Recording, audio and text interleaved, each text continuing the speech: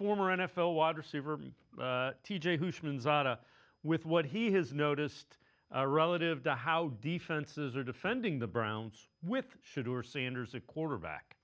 In the NFL, you're going to get everybody's best every single game out.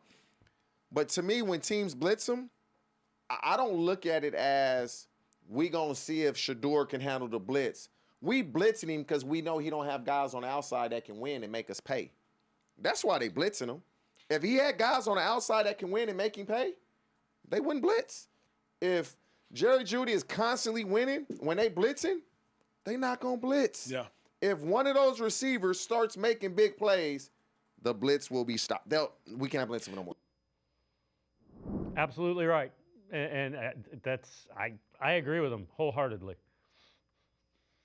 I think yes and no, but I mean, come on, what is the game plan anytime there's a rookie quarterback out there? Let's see what the make of his medal is. And what did you just hear prior to that? We're trying to speed him up. That's probably people, why people essentially blitz him. And it's funny because you have two guys there from the same show, and one guy's saying Shedeur's not getting the team's best defenses, and then meanwhile TJ Houshmandzadeh basically says he is. They were disagreeing. So, I tend to agree. Yeah. The wide receiving core, it's not good.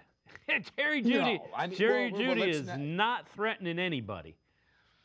I mean, let's go. I mean, when we're actually trying to find a way, and you guys know how early in the season and how down I was on a guy like Isaiah Bond, and to his credit, I think it's starting to come around, and I think that was probably the one thing that I don't think anybody really spent enough time talking about was when the Bond was coming in motion, and you watched Shedeur step up, and nobody knows exactly, but darn well Shedeur told him exactly what he wanted to do, and in that instant, Shedeur stood in, knowing he had to wait a little bit longer because it was a deep route, knowing he was going to take the hit, and he absolutely still delivered. I mean, there was a chance for 3 long completions to Bond on Sunday in Chicago.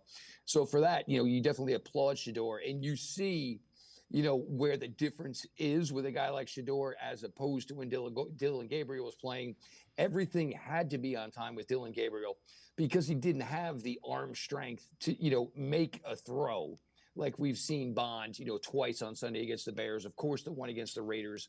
So that's where, for Shedeur, there is talent there. But the question is, people are going to believe that, if one of those 2 quarterbacks is available, they're further down the road already. And with Shedeur, and, again, if he's out there, trying to give his best and not getting necessarily the best help around him, again, it is what it is, unfortunately, for Shedeur.